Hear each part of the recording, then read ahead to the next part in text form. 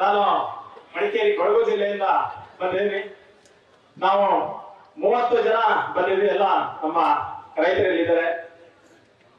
ನಿಮ್ಮ ಗ್ರಾಮದಲ್ಲಿ ಆಗ್ತಾ ಇರುವಂತದ್ದು ನಾನು ಪ್ರತಿ ನ್ಯೂಸ್ ಆಗಿ ಫೇಸ್ಬುಕ್ ಅಲ್ಲಿ ನೋಡ್ತಾ ಇರ್ತೀವಿ. ನಿನ್ನೆ ನಮ್ಮ ಕಿರಣ್ ಅವರು ಫೋನ್ ಮಾಡಿದ್ರು, ನಾಳೆ ಬನ್ನಿ ನಾವು ಬಿಡದಿಗೆ ಹೋಗುವ ಅಂತ ಹೇಳಿ ನಾವು ಇಲ್ಲಿ ಬಂದಿದ್ವಿ. ನಮ್ಮಲ್ಲಿ ಏನ್ ಮಾಡಿದ್ದಾರೆ ಅಂದ್ರೆ 30,000 ಎಕರೆನ CND ಅಂತ ಮಾಡಿದ್ದಾರೆ. ನಿಮಗೆಲ್ಲ ಗೊತ್ತಿದೆ, ಎಲ್ಲ ಗಮನಿಸ್ತೀರಾ ಕೊಡಗು ಜಿಲ್ಲೆನ. ನಮ್ಮಲ್ಲಿ ಅತಿ ಹೆಚ್ಚು ಮಳೆ ಆಗ್ತದೆ. 87% ನಮ್ಮಲ್ಲಿ ಕಾಡಿದೆ. ಆದ್ರೆ ಸುಪ್ರೀಂ ಕೋರ್ಟ್ ಆದೇಶದಲ್ಲಿ 33% ಪರಿಸರಕ್ಕೆ ಕಾಡಿರಬೇಕು ಅಂತ ಆದೇಶ ಇದೆ. ಆದ್ರೆ ನಮ್ಮಲ್ಲಿ 87% ಕಾಡಿದೆ. ಇನ್ನು 17% ಜಾಗದಲ್ಲಿ ನಾವು ವಾಸ ಮಾಡ್ತಾ ಇದೀವಿ. ಅಲ್ಲಿ ನಾನು ಸರ್ಕಾರನ ಕೇಳೋದೇನಂದ್ರೆ, 137 ಶಾಸಕರನ್ನ ಇದ್ದೀರಾ. ಹೊಸದಾಗಿ ಒಂದೂವರೆ ತಿಂಗಳಿಂದ ಸರ್ಕಾರ ಮಾಡಿದೀರಾ. ನೀವು ಅವರಿಗೆ ಖಾತೆಗಳನ್ನು ಹಂಚಿ, ನೀವು ಯಾಕೆ ಇಲ್ಲಿ ಬಿಡದಿರುವಂತ ಈ 2 ಪಂಚಾಯತಿ ಮೇಲೆ ಕಣ್ಣು ಮಾಡ್ತಾ ಇದ್ದೀರಾ? ಅಲ್ಲಿದೆ ಬಿಜಾಪುರ, ಐಹೊಳೆ, ಪಟ್ಟಣಕಲ್ಲು, ಬಾದಾಮಿ, ಅಲ್ಲೆಲ್ಲ ನೀರಿಲ್ಲ ಸ್ವಾಮಿ, ಒಣಭೂಮಿಗಳು. ನೀವು ಅಲ್ವಾಗಿ ಅಲ್ಲಿ ಡೆವಲಪ್ಮೆಂಟ್ ಮಾಡ್ಬೋದಲ್ಲ, ಯಾಕೆ ಮಾಡಲ್ಲ? ನಿಮ್ಮ ಫೋಕಸ್ ಬಿಡದಿ ಮೇಲೆ ಯಾಕೆ ಮುಂದೆ ರಾಜಕಾರಣಿ ಮಾಡಕ್ಕೆ ಹಣ ಬೇಕಾ ನಿಮಗೆ? ಹಣ ಮಾಡೋಕ್ಕೋಸ್ಕರ ನೀವು ಇಲ್ಲಿ ಬಿಡದಿ ಮೇಲೆ ಫೋಕಸ್ ಮಾಡ್ತಾ ಇದ್ದೀರಾ. ನಾನಲ್ಲಿ ಬೆನ್ನು ನೋಡ್ರೆ ಒಂದು ಇಲ್ಲಿ ಹೋರಾಟ ನಡೀತಾ ಉಂಟು ಅಂದ್ರೆ, ಎಷ್ಟು ದೂರದಲ್ಲಿ ಇನ್ನೊಂದು ಹೋರಾಟಕ್ಕೆ ಪರ್ಮಿಷನ್ ಕೊಡಬೇಕು ಅಂತ ಹೇಳೋದನ್ನ ಸರ್ಕಾರಕ್ಕೆ ಗೊತ್ತಿಲ್ವಾ? ಇಲ್ಲಿ ಹೊಡೆದಾಡಿ ಏನೋ ರೈತರು ಹೆಚ್ಚು ಕಡಿಮೆ ಆದ್ರೆ ನಾಳೆ ಯಾರು ಹೊಣೆ ಹಾಕ್ತಾರೆ? ಸರ್ಕಾರ ಬರ್ತದ? ನಮ್ಮ ತಂದೆ ತಾಯಿನ, ನಮ್ಮ ಮಕ್ಕಳನ್ನ ಸಾಕಕ್ಕೆ ಸರ್ಕಾರ ಬರ್ತದ? ಬರೋದಿಲ್ಲ. ದಯವಿಟ್ಟು ನಾನು ಸರ್ಕಾರಕ್ಕೆ ಹೇಳೋದೇನಂತ ಹೇಳಿದ್ರೆ, ನೀವು ನಿಮ್ಮ ವಿಧಾನಸೌಧಕ್ಕೆ ಇಡೀ ಕರ್ನಾಟಕ ರಾಜ್ಯದ ರೈತರೆಲ್ಲ ಮುತ್ತಿಗೆ ಹಾಕಕ್ಕೆ ಮೊದಲು ನೀವು ಈ ಬಿಡಿದು ಟೌನ್ಶಿಪ್ ಕೈ ಬಿಡಬೇಕು ಅಂತ ಹೇಳೋದನ್ನ ಈ ಸಂದರ್ಭದಲ್ಲಿ ನಾನು ಹೇಳಕ್ ಇಷ್ಟಪಡ್ತೀನಿ. ಎಲ್ಲ ರೈತ ಬಾಂಧವರೇ, 30 ಜಿಲ್ಲೆಯಿಂದ ಎಲ್ಲ ಆಗಮಿಸಿದ್ವಿ. ಮುಂದೆ ಇದೇ ತರ ಆದ್ರೆ ನೀವು ಅಧಿವೇಶನ ಮಾಡಕ್ಕೆ ನಾವು ಬಿಡೋದಿಲ್ಲ.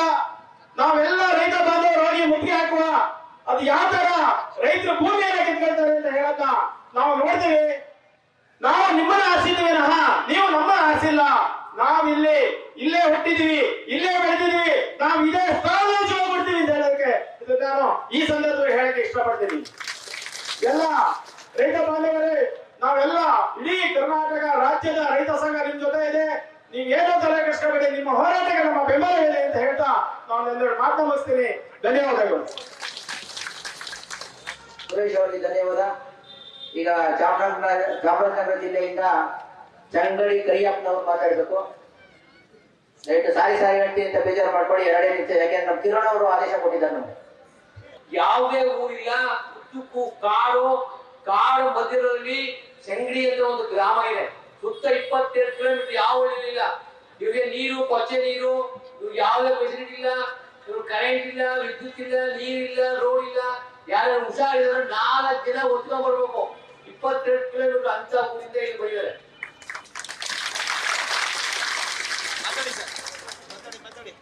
ಈಗಿನ ಈ ಒಂದು ನಮ್ಮ ರೈತರ ಧೈರ್ಯ ಗರುಡು ತಮ್ಮ ಹೇಳ್ತೀನಿ, ದೇವಸ್ಥಾನದ ಗರುಡ ಅಂತ ಒಂದು ಗರುಡು ಸ್ತಂಭದಂತೆ ಇರತಕ್ಕಂಥ ರೈತರ ಒಂದು ಸಭೆಯಲ್ಲಿ ನಾನು ಮಾತಾಡಲಿಕ್ಕೆ ಬಹಳ ಸಂತೋಷ. ಆದ್ರೆ ಒಂದು ಕಡೆ ನೋಡಿದೆ, ನಾವೆಲ್ಲ ಓಟ್ ಕೊಟ್ಬಿಟ್ಟು ಮುಟ್ಟ ಸರ್ಕಾರದವ್ರಿಗೆ ನಾವು ಇವ್ರ ಅನ್ನ ಹಾಕ್ತಾ ಇದೀವಿ, ಹಾಲು ಕೊಟ್ಟಿದೀವಿ, ಇವ್ರ ಹೆಂಡತಿ ಮಕ್ಕಳಿಗೆ ಹಾಲು, ನೀರು, ಅನ್ನ ಕೊಟ್ಟಿದೀವಿ. ಅಂತ ಬಂದು ನಮ್ಮ ಹೊರಗಡೆ ಹೋಗಿ ಅಂತಾರಲ್ಲ, ಇವ್ರು ನಮ್ಮ ಬಿಡದಿಯವರನ್ನೆಲ್ಲ ಅಲ್ಲ, ಇಡೀ ನಮ್ಮ ಕರ್ನಾಟಕದಲ್ಲಿ ಯಾಕೆ ಬೇಕಿದ್ರು ನಮ್ಮ ಓಟ್ ತಗೊಂಡು ಇನ್ನೊಬ್ರು ಕೂಡ ಯಾಕೆ ಬೇಕಿದ್ರು. ಆದ್ರಿಂದ ದಯವಿಟ್ಟು ಕೇಳಿ ಮಾತಾಡ್ತಾ ಹೋದ್ರೆ ಹೆಚ್ಚಾಗ್ತದೆ. ನಾನೊಬ್ಬ ಹಳ್ಳಿಯಿಂದ ಬಂದಿರ್ತಕ್ಕಂಥ, ಮಾದೇಶ್ವರದಿಂದ ಬಂದಿರ್ತಕ್ಕಂಥವ್ರು. ಆದ್ರೆ ನಾನು ಇಷ್ಟೊಂದು ತಾಳ ಕೊಟ್ಟಿದ್ದೀನಿ. ನಮ್ಮೆಲ್ಲರಿಗೂ ಹೋರಾಟಕ್ಕೆ ನಾವು ಆ ಹಳ್ಳಿಯಿಂದ ದನ, ಕರು, ಆಡು, ಕುರಿ ಹೊಡ್ಕೊಡ್ಬೇಕಾದ್ರೆ ಅಸೆಂಬ್ಲಿ ಬಂದಿ ಅಂದ್ರೂ ಕೂಡ ಅಲ್ಲಿಂದ ಕಮ್ಮಿ ಅಂದ್ರೆ 500 ಜನ ಕರ್ಕೊಂಡು ಬರ್ತೀನಿ. ನಗರ ಜಿಲ್ಲೆ ಇಲ್ಲ ಅಂತ ಹೇಳ್ತಾ ನಾನು ಮಾತನ್ನ ಅವರು ಆಡಲಿಕ್ಕೆ ಅವಕಾಶ ಕೊಡುತ್ತ ನಮ್ಮೆಲ್ಲರಿಗೂ ಧನ್ಯವಾದಗಳು. ಜೈ ರೈತ, ಜೈ ಅನ್ನದಾತ. ಕರಿಯಪ್ಪನವ್ರಿಗೆ ಧನ್ಯವಾದಗಳು. ಏನಕ್ಕೆ ಅಂದ್ರೆ ಸ್ಪೆಷಲ್ ಆಗಿ ಧನ್ಯವಾದಗಳು ಹೇಳ್ಬೇಕು ವಿಶೇಷವಾಗಿ. ಏಕೆಂದ್ರೆ ಅಲ್ಲಿಂದ ಇನ್ನು 150-200 ಕಿಲೋಮೀಟರ್ ಇಂದ ದನ ಕರುಗಳು ಹೊಡ್ಕೊಬತ್ತೀವಿ ನಿಮ್ಗೋಸ್ಕರ ಅಂತ ಹೇಳ್ತಾರಲ್ಲ, ಅವ್ರಿಗೆ ಜೋರಾದ ಚಪ್ಪಾಳೆ. ಆಯ್ತು. ಎಲ್ಲ ನನ್ನ ಹೋರಾಟ ಕಾರ್ಯಕ್ರಮಗಳಿಗೆ ನಮಸ್ಕಾರ. ಏನಪ್ಪ ಬಿಡದೆ ಹೋರಾಟೋದೇ ಅಂದ್ರೆ ಇಲ್ಲಿ 7,000 ಎಕರೆ ಕಲಾಪ್ಲಾಂಟ್ ಅದೇ ಉನ್ನಾಳೆ 7,000 ಕೋಟಿ ಇಂಟು 7,000 ಲಕ್ಷ ಎಕರೆ ಎಷ್ಟಾಯ್ತು? ಅದನ್ನ ಹೊಡೆಯಂತ ಪ್ರಕ್ರಿಯೆ ಅಧಿಕಾರಿಗಳು ರಾಷ್ಟ್ರಗಳೇ ತಿಂದು ತೆಗಬೇಕು.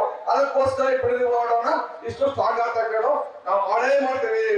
ಭೂಸ್ವಾಧೀನ ಪ್ರಕ್ರಿಯೆ ಅಂತ ಈ ರೀತಿ ಸರ್ಕಾರದವರು ಮಾಡ್ತಾ ತೋರ್ತಾ ಇರೋದು. ಯಾಕಂದ್ರೆ ನಿಮ್ಮ ITBT ಕಂಪನಿಗಳಾಗಲಿ ಫಿಲಂ ಸಿಟಿಗಳಾಗಲಿ ನೀವು ಏನ್ ಟೌನ್ಶಿಪ್ ಮಾಡ್ಬೇಕಂತ ಹೋಗಿ ನಾರ್ತ್ ಕರ್ನಾಟಕ 1,000 ಎಕರೆ ಲಕ್ಷಾಂತರ ಎಕರೆ ಭೂಮಿ ನಿಷ್ಪ್ರಯೋಜಕವಾಗಿ ಎಲ್ಲ ಜಮೀನು ಏನು ವ್ಯವಸಾಯ ಮಾಡೋದಕ್ಕೆ ಲಕ್ಷಾಂತರ ಎಕರೆ ಕೊಡೋದಂತ ಇದೆ. ಇಲ್ಲಿ ಯಾಕೆ ಬೆಂಗಳೂರಿಗೆ ಪ್ರಚಾರ ಮಾಡ್ತೀರಾ? ಈಗಲೇ 1,000 ಕೋಟಿ ಜನಸಂಖ್ಯೆ ಇದೆ, ಸೂಕ್ತವಾದ ಗಾಳಿ ಇಲ್ಲ, ಏನಿಲ್ಲ. ಬೆಂಗಳೂರು ಕೊಟ್ಟರೆ ಮೈಸೂರು ಬೇರೆ ಕಡೆ ನಿಮಗೆಲ್ಲ ಈ ಸರ್ಕಾರಕ್ಕೆ ಏನು ಕಾಣ್ತಾ ಇಲ್ವಾ? ಅಲ್ಲಿ ಬೇರೆ ಕಡೆ ಅಭಿವೃದ್ಧಿ ಮಾಡುವ ನೀವು ಏನಪ್ಪ ಉದಾರ ಅಂದ್ರೆ 7,000 ಎಕರೆ ಇದೆ, 7,000 ಕೋಟಿ ಕ್ಯಾಲ್ಕುಲೇಷನ್ ಮಾಡಿ ಸರ್ಕಾರವರು ರಾಷ್ಟ್ರ ಕಡೆ ತಿಂದು ತೆಗಿಬೇಕು ಅಷ್ಟೇ. ಅದಕ್ಕೋಸ್ಕರ ಬಿಡದೆ ಹೊರಡಿ ಈ ಕಾನ್ಸೆಪ್ಟ್ ಸರ್ಕಾರ ಎಷ್ಟು ಗಂಭೀರವಾಗಿ ಮಾಡೇ ಮಾಡ್ತೀನಿ ಅಂದ್ರೆ DK ಶಿವಕುಮಾರ್ ಪಣ ಕೊಟ್ಟಿರೋರು. ಇದು ಯಾವುದೇ ಕಾರಣಕ್ಕೂ ನಮ್ಮ ವಯಸ್ಸು ಸಮುದಾಯ ಕೆಚ್ಚದಲ್ಲಿ ಹೋರಾಟ ಮಾಡೋದು ಯಾವುದೇ ಸರ್ಕಾರ ಏನು ಉಳಿಲ್ಲ. ನಾವು ನಿಮ್ಮಲ್ಲಿ 21 ತಾಲೂಕಿನಿಂದ ಜಿಲ್ಲೆಯಿಂದ ಬಂದಿದ್ದೀವಿ. ನಿಮ್ಗೆ ಯಾವತ್ತೂ ನಾವು ಸಹಕಾರ ಇರುತ್ತೆ. ಯಾವುದೇ ಕಾರಣಕ್ಕೂ ನಾವು ಭೂಸ್ವಾಧೀನ ಪ್ರಕ್ರಿಯೆ ಈಗಲೇ ಭೂಸ್ವಾಧೀನ ಪ್ರಕ್ರಿಯೆಯಲ್ಲಿ ಆಲ್ ಓವರ್ ಕರ್ನಾಟಕ 1,000 ಲಕ್ಷ ಎಕರೆ ಅಕ್ವೈರ್ ಮಾಡಿದ್ರೆ ಸ್ವಾಮಿ ನೀವು ಎಷ್ಟು ಅಭಿವೃದ್ಧಿ ಅಭಿವೃದ್ಧಿ ಮಾಡಿದ್ರಿ? 40,000 ಎಕರೆ. ಇನ್ನು 1,10,000 ಎಕರೆ ನಿಷ್ಪ್ರಯೋಜಕ ರೈತರಿಂದ ಭೂಮಿ ಕಿತ್ಕೊಂಡು ಬೆಸ್ಕೊಂಡು ಬಿದ್ದೇವೆ. ವ್ಯವಸಾಯ ಮಾಡಕ್ ಆಗ್ತಿಲ್ಲ.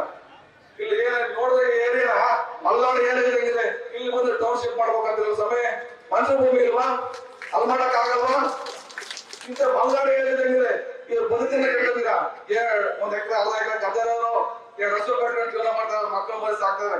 7 ಕೋಟಿ ಬಂದ್ರೆ 7,000 ಕೋಟಿ ಎಷ್ಟು ಜನ 4 ಜನ ಕುಟುಂಬದವರಪ್ಪ ಅಣ್ಣ ತಂದರು ಎಷ್ಟು 50 ಲಕ್ಷ ಆಗ್ತದೇನಪ್ಪ ಹಂಚ್ಕೊಂಡ್ರೆ ನಾವು 50 ಲಕ್ಷ ಅಲ್ಲೇ ಒಂದು ಸೈಟ್ ತಗೊಳಕ್ಕಾಗಲ್ಲ, ನನ್ನ ಬದುಕನ್ನು ಕಟ್ಟಕ್ಕಾಗಲ್ಲ. ಹೆಂಗೆ ಇಲ್ಲ 1 ಎಕರೆ ಇದ್ರೆ ನನ್ನ ಬದುಕನ್ನು ಕಟ್ಕೋಬಹುದು, ನನ್ನ ಜೀವನ ಕಟ್ಕೋಬಹುದು, ನನ್ನ ಮಕ್ಕಳ ಸಾಕ್ಬೋದು ಅಂತ ಜನ ಇಲ್ಲಿ ಅಪಹರಿಸ್ತಾರ. ಇಂಥ ಭೂಮಿ ಕಿತ್ಕೊಂಡು ನೋಡಿದ್ರ ನಿಮ್ಗೆ ನಾಚಿಕೆ ಆಗಲ್ಲ. DK ಶಿವಕುಮಾರ್ ಅವರೇ ಇದನ್ನ ಕೇಳ್ಬಿಟ್ಟು ನೀವೇನಾದ್ರು ಮುಂದೆ ನೀವು ರಾಜಕೀಯ ಆಗಲಿ ಭವಿಷ್ಯ ರೂಪಿಸ್ಕೋಬೇಕು ಅಂದ್ರೆ ಈ ಭೂಸ್ವಾಧೀನ ಪ್ರಕ್ರಿಯೆಯನ್ನು ಬಿಡಬೇಕು ಇಂದ ಎಚ್ಚರಿಸ್ತಾ ಇದ್ದೇವೆ. ನ್ಯೂಸ್ ಫಸ್ಟ್ ನಿರ್ಭೀತಿಯಿಂದ ನಿಮ್ಮ ಪರವಾಗಿ.